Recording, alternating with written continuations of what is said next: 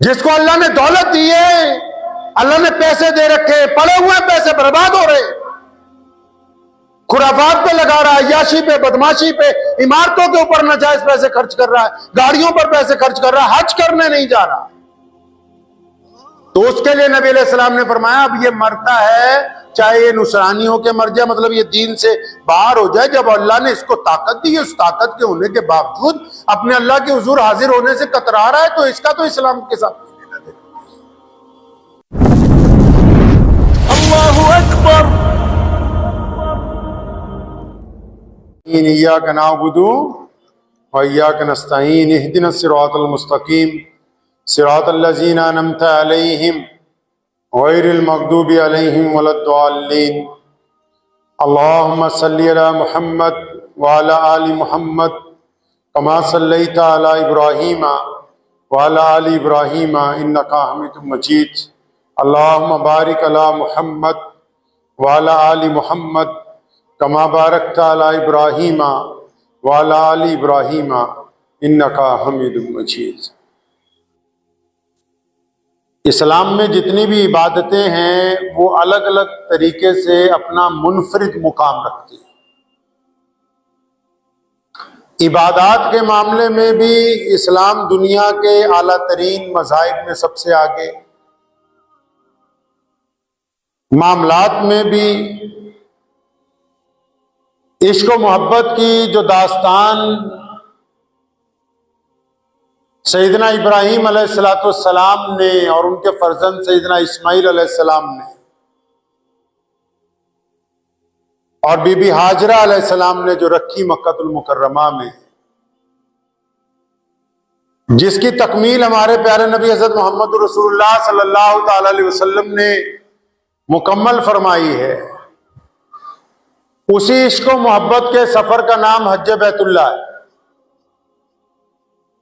بندہ نماز پڑھتا ہے، آہستہ آہستہ نمازی بنتا ہے، کوئی ورد کرنا شروع کرتا ہے، کوئی تسبیحات شروع کرتا ہے، آہستہ آہستہ اس میں رنگ آتا ہے۔ لیکن عشق و محبت کی عبادات میں حج بیت اللہ ایک ایسی عبادت ہے کہ ادھر بندہ حج بیت اللہ کا ارادہ کرتا ہے، اپنا نام لکھواتا ہے، تو ادھر اس کے دل کے حالات تبدیل ہو جاتے ہیں، روح کے حالات تبدیل ہو جاتے ہیں، رنگ ڈھنگ بدل جاتا ہے، زندگی کا گزارنے کا طریقہ تبدیل ہو جاتا ہے۔ ایسی محبت والی عبادت ہے، ایسی عشق کی عبادت ہے کہ وہ بندے کے ساتھ اس کے نام کو تبدیل کرنے کی طاقت رکھتی۔ تو بندہ سارا دن نمازیں پڑھتا ہو ساری زندگی، لیکن ہم کبھی نہیں کہیں گے نمازی عبد الرحمن، نمازی محمد شفیع، نہیں۔ لیکن جب اللہ کے گھر کو دیکھنے کا ارادہ کرتا ہے، جب یہ سوچ لیتا ہے دل میں، اس بات کو ٹھان لیتا ہے کہ میں نے بیت اللہ کا طواف کرنا ہے، میں نے حج بیت اللہ کرنا ہے، میں نے محمد رسول اللہ صلی اللہ علیہ وسلم کے روضے مبارک پر جا کے حاضری دینی ہے، اتنی عشق اور محبت والی عبادت ہے کہ جب بیت اللہ کو دیکھ کے واپس لوٹتا ہے تو اس کے نام میں ہی اضافہ کر دیا جاتا ہے، لوگ اس کو حاجی صاحب کہہ کے پکارنے لگتے ہیں۔ ایسی طاقتور عبادت جو انسان کی زندگی کے ساتھ ساتھ اس کے نام کو بھی تبدیل کرنے کی اہمیت رکھتی ہے۔ کائنات میں جتنے بھی لوگ ہیں، آپ کو پتا ہے دنیا کی جو سپر پاور ہے، ان کو اپنے مذاہب کے لحاظ سے سب سے زیادہ تکلیف حج بیت اللہ سے ہے۔ کیوں؟ کیونکہ بیت اللہ کا حج صرف ایک عبادت کا نام نہیں ہے، بیت اللہ کا حج ایک عشق اور محبت کی داستان مرتب کرنے کا نام ہے۔ بیت اللہ کا حج ہر رنگ اور نسل کے لوگوں کو ایک ہی صف میں کھڑے کرنے کا نام ہے۔ بیت اللہ کا حج اپنی انا کو چھوڑ کے اللہ کی مرضی کو لاگو کرنے کا نام ہے۔ بیت اللہ کا حج محمد رسول اللہ صلی اللہ علیہ وسلم کی اطاعت کا نام ہے، فرما برداری کا نام ہے، اپنے تمام کاموں پر اللہ کی مرضی کو لے کے آ جانا۔ اور پھر بیت اللہ کے حج میں یہ خاصیت ہے کائنات میں اب تک کہ وہاں دنیا کا سب سے بڑا اجتماع ہوتا ہے، سب سے بڑا مجمع ہوتا ہے، لیکن اس مجمع میں آج تک کبھی بھی لوگوں میں آپس میں کوئی اختلاف نہیں ہوا، آپس میں کبھی کوئی لڑائی نہیں ہوئی۔ یہ سب سے بڑی خاصیت ہے حج بیت اللہ کی، کہ وہاں ہر انسان یہ چاہتا ہے کہ میں دوسرے کی مدد کرنے والا ہوں۔ ہر کمزور آدمی بھی چاہتا ہے کہ میں اپنے سے کمزور کی مدد کروں۔ یہ صفات سیدنا ابراہیم علیہ السلام سے شروع ہو گئی۔ کیوں؟ اللہ کی محبت میں اپنا بیٹا قربان کرنے جا رہے ہیں، یعنی اپنی مرضی پر اللہ کی مرضی کو فوقیت دے دی۔ سیدنا اسماعیل علیہ السلام پتا ہے کہ باپ ذبح کرنے کے لیے جا رہا ہے، لیکن اللہ کی مرضی کے اوپر اپنی جان کو فوقیت نہیں دی، بلکہ اللہ کے حکم کو تسلیم کر لیا۔ یہ محبت ہی کی تو بات ہے کہ ابراہیم علیہ السلام نے جو کیا، اسماعیل علیہ السلام نے جس محبت کا اظہار کیا، اور پھر ان کی والدہ بی بی ہاجرہ جب وہ صفا اور مروہ پہاڑی پر کبھی چڑھتی ہیں کبھی اتر جاتی ہیں اپنے بچے کے لیے پانی کی تلاش میں، لیکن اس کو بچے کو ایک جگہ رکھا ہوا ہے سیدنا اسماعیل علیہ السلام کو، اور وہ بار بار کبھی صفا پہاڑی پر چڑھتی ہیں اور کبھی مروہ پہاڑی پر چڑھتی ہیں۔ اب وہ ان کے دل میں لیکن عشق ہے اللہ کا، کیونکہ جب خامد نے کہا کہ میں اللہ کے لیے جا رہا ہوں تو ایک دفعہ بھی نہیں کہا کہ مجھے اس جنگل میں چھوڑ کے جا رہے ہو، یہاں تو کچھ بھی نہیں، نہ ہوا ہے درست اچھی طرح کیونکہ چاروں طرف اتنا جنگل ہے، نہ یہاں پر پینے کا پانی ہے، یہاں جنگلی جانوروں کا خطرہ ہے، کچھ بھی نہیں۔ تو اللہ کریم کو پھر اپنی اس بندی کی ادا اتنی پسند آ گئی، اتنی پسند آ گئی کہ حکم جاری کر دیا محمد رسول اللہ کے ذریعے کہ اپنی امت کو بتا دیں کہ چاہے کوئی کتب ہو، چاہے غوث ہو، چاہے ابدال ہو، چاہے نبی ہو، چاہے حکمران ہو، چاہے گورنر ہو، چاہے بڑا افسر ہو، چاہے دنیا کا کوئی امیر آدمی ہو، وہ بیت اللہ کے حج پر آئے گا اور جب تک ننگے پاؤں ہاجرہ کی چال چل کر نہیں دکھاتا، جب تک صفا مروہ پہ اسی انداز پر نہیں چلتا جس انداز میں اللہ تبارک و تعالیٰ کی یہ خاص بندی چلتی رہی، اس وقت تک حج قبول ہونے والا ہے نہیں۔ لوگ سمجھتے ہیں کہ حج بیت اللہ پہ لوگ جا رہے ہیں سفید چادریں پہن لی، ارے یہ 2 سفید چادریں اس بات کا اعلان ہے کہ ہم دنیا سے بیزار ہو کے اپنے جسم پر کفن ڈال کے اپنے اللہ کے حضور پیش ہونے جا رہے ہیں، اور بندہ ان چادروں کو باندھنے سے پہلے اندازہ تو لگائیں۔ ہم نے کہیں سفر پہ جانا ہو، ہم کبھی نہیں سوچتے کہ فلاں رشتہ دار کو ملے، فلاں دوست کو ملے، فلاں بھائی کو بتا دے، فلاں کاروباری کو بتا دے، کیونکہ ہم چاہے دنیا کے کسی ملک میں جانا ہو، لیکن جس دن حج بیت اللہ کی ٹکٹ لگ جائے تو بندہ سب سے ملتا ہے، سب سے معافیاں مانگتا ہے، کسی کا قرضہ ہوتا ہے تو قرضہ اتارتا ہے، کسی کا دل دکھایا ہوتا ہے تو اس سے معذرت چاہتا ہے۔ کیوں؟ کیونکہ اس نے جو کپڑے پہننے ہیں وہ صرف کپڑے ہی پاک نہیں ہیں، اس کا دل بھی ان سفید چادروں کی طرح بالکل پاک ہو جاتا ہے۔ وہ صرف 2 سفید چادریں نہیں ہیں،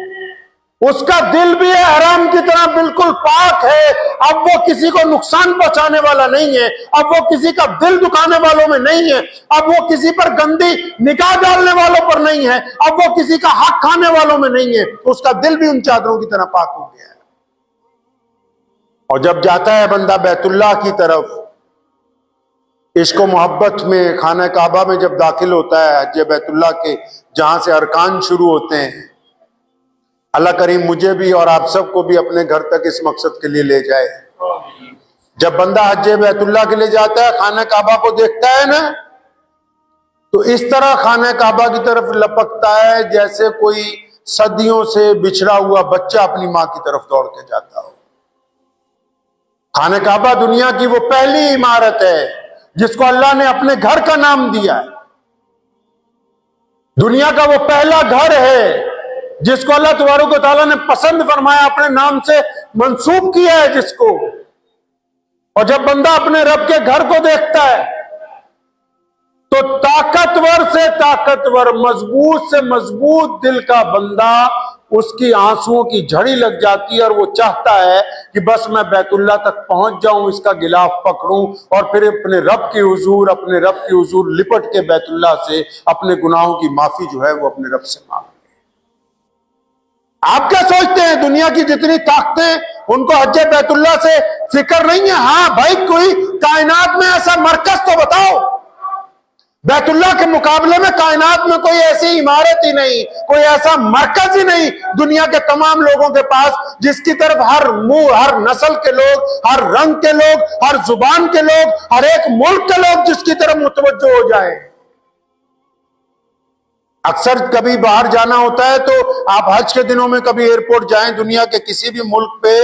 اگر ابھی کوئی چھوٹا سا عرس لگ جائے، کوئی چھوٹا سا جلسہ ہو جائے تو ایک آدھی سڑک پہ ٹریفک جام ہو جاتی ہے، لیکن بیت اللہ کی عظمت آپ دیکھیے، جن دنوں میں حج بیت اللہ ہوتا ہے دنیا کی سڑکیں تو سڑکیں، ہوا میں ایئر ٹریفک تک جو ہے اس کا نظام بیت اللہ کی طرف مڑ جاتا ہے۔ بڑی بڑی ایئرپلین کی جو کمپنیاں ان کو اپنی فلائٹوں کا شیڈیول چینج کرنا پڑتا ہے کیونکہ مسلمان جو ہے بیت اللہ کی طرف جا رہے ہیں۔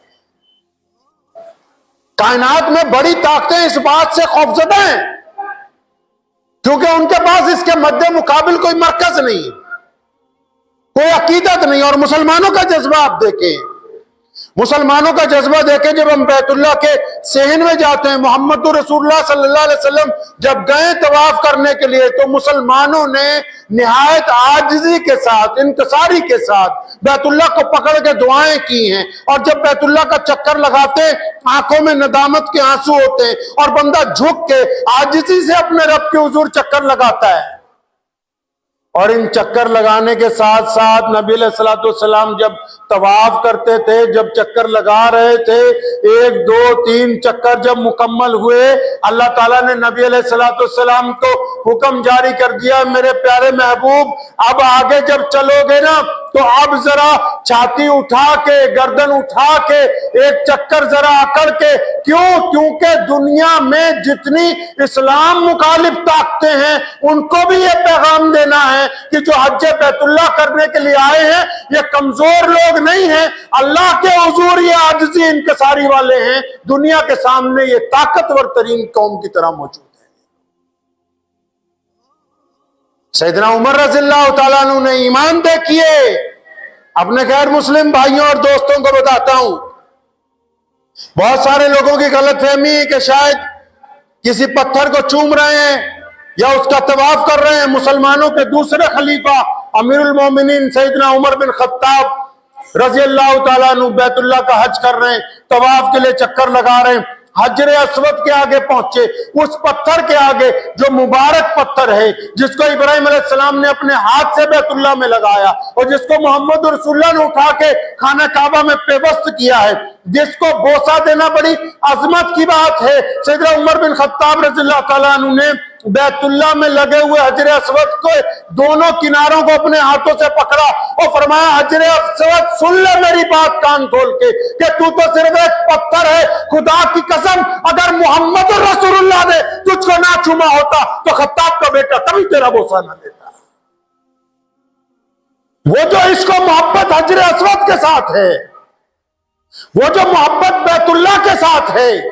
وہ جو خانہ کعبہ کے غلاف کو پکڑ کے مسلمان آنسو بہاتے ہیں، وہ جو طواف کے ہم چکر لگا رہے ہیں، وہ جو خانہ کعبہ کو دیکھ کے ہمارے دل میں، ہماری آنکھوں میں اس کا اظہار ہوتا ہے، وہ در حقیقت ہمارے رب کی محبت ہے۔ اللہ تعالیٰ سے اپنے عشق کا اظہار بیت اللہ کے ذریعے مسلمان پوری دنیا کے اندر کر رہے ہیں۔ اور پھر نبی علیہ الصلوۃ والسلام نے کتنی پیاری بات کہی۔ نبی علیہ السلام خانہ کعبہ کا طواف کر رہے تھے، اچانک رکے، اپنے صحابہ کو کہا، فرمایا یہ بیت اللہ کے جو پتھر ہے اس کی کیا قیمت ہوگی؟ بیت اللہ میں جو پتھر لگا رکھے ہیں ان کی کیا قیمت ہوگی دنیا کے لحاظ سے؟ ویسے بھی آپ کو ایک بات بتا دوں، جو حرم ہے نا، حرم مکی، خانہ کعبہ کی جو عمارت ہے نا، پورے ورلڈ میں اگر آپ اس کی ویلیو ڈالی جائے، ویلیو، قیمت کی ویلیو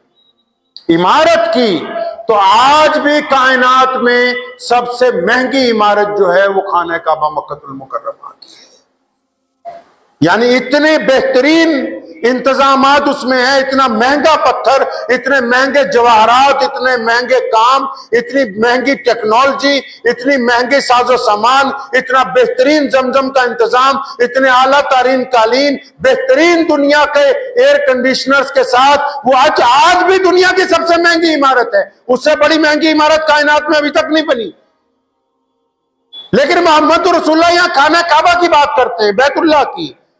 پوچھتے ہیں بھئی خانہ کعبہ کی جو عمارت ہے بیت اللہ کی، اس کے پتھر کی کیا قیمت ہوگی؟ لوگوں نے کہا یا رسول اللہ اس بارے میں علم نہیں رکھتے، یہ تو بہت مہنگا ہے۔ فرمایا اچھا سنو، اس کی کوئی قیمت ادا نہیں کر سکتا۔ کس کی؟ بیت اللہ کے پتھر کی کوئی بندہ قیمت ادا نہیں کر سکتا، سب کچھ بھی بیچ باچ کے آ جائے گا تب بھی وہ خریدا نہیں جا سکتا، وہ انمول ہے۔ لیکن فرمایا سنو، ان بیت اللہ کے پتھروں سے زیادہ قیمت ایک کلمہ لا الہ الا اللہ محمد الرسول اللہ پڑھنے والے کی قیمت اس سے زیادہ ہے۔ تو اس لیے جو حج پر جا رہے ہیں، اگر کسی کا حق مار دیا، اگر دنیا میں کسی کو چکر دیے تو بیت اللہ کے چکر لگانے سے وہ والے چکر ختم ہونے والے نہیں۔ اور عشق و محبت صرف یہ نہیں ہے کہ مسلمانوں نے حج بیت اللہ کے وقت 2 سفید چادریں باندھی ہیں۔ عشق و محبت کی علامت یہ ہے کہ اب ان کی آنکھیں بیت اللہ کی طرف متوجہ ہیں۔ اب یہ جب روضہ رسول صلی اللہ علیہ وسلم پر جاتے ہیں تب ان کی آنکھیں جھکی ہوئی ہیں اور دل میں درود پاک صلی اللہ علیہ وسلم کا ورد جاری ہے۔ تو اب یہ اپنے اللہ سے وعدہ کر کے آ رہے ہیں، اپنے رب سے وعدہ کر کے آ رہے ہیں۔ محمد رسول اللہ صلی اللہ علیہ وسلم کے روضے پر کھڑے ہو کر وعدہ کیا اللہ کے نبی سے۔ کس بات کا وعدہ؟ کہ اب ہم آپ کے گھر سے لوٹ کے جا رہے ہیں، اور جب اپنے ملک میں پہنچیں گے، اپنے گھر میں پہنچیں گے، اپنے معاشرے میں پہنچیں گے، اپنے لوگوں کے درمیان آئیں گے تو ہم پہلے کی طرح کوئی کالا کارنامہ نہیں کریں گے، کیونکہ ہم نے بیت اللہ کو اور روضہ گنبد خضرا کو دیکھ لیا ہے۔ اب ہماری آنکھیں جو ہیں وہ کسی کی طرف زنا کی نگاہ سے نہیں اٹھیں گی، ان کے اندر شرم اور حیا جو ہے وہ قائم کر دی جائے گی۔ اللہ سے وعدہ کر کے آتے ہیں حاجی جو ہے، تبھی تو ان کے نام کے ساتھ حاجی لگا دیا، اللہ سے اقرار کر کے آ رہے ہیں۔ اور وہ خوش قسمت لوگ ہیں بھائی، جن کو لوگ اللہ تبارک و تعالیٰ حج بیت اللہ پر، یہ جتنے بھی لوگ گئے، آپ کیا سمجھتے ہیں اپنی مرضی سے چلے گئے؟ میں اور آپ نہیں چلے گئے۔ بڑے بڑے کروڑ پتی بیٹھے ہوئے ہیں جو ہر مہینے جا سکتے ہیں، وہ نہیں چلے گئے حج بیت اللہ پر۔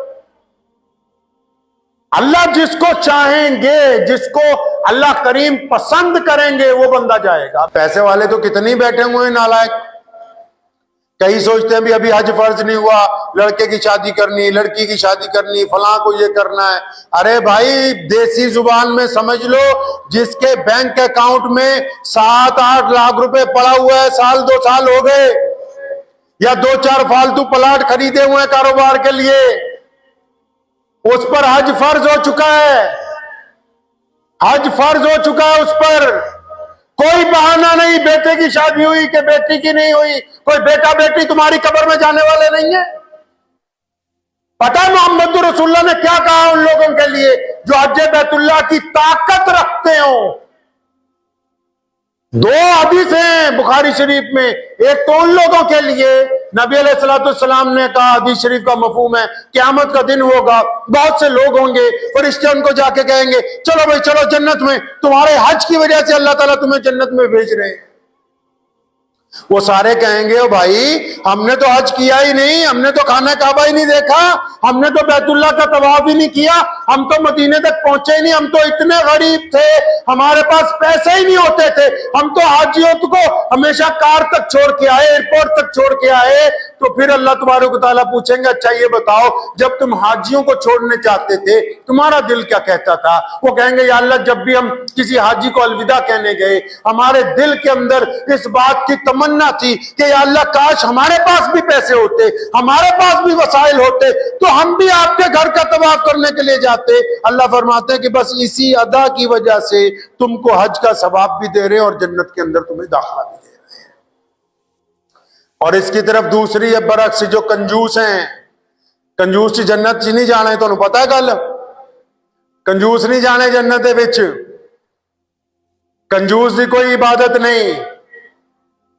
کنجوس جتنی مرضی اللہ اللہ کرتا رہے،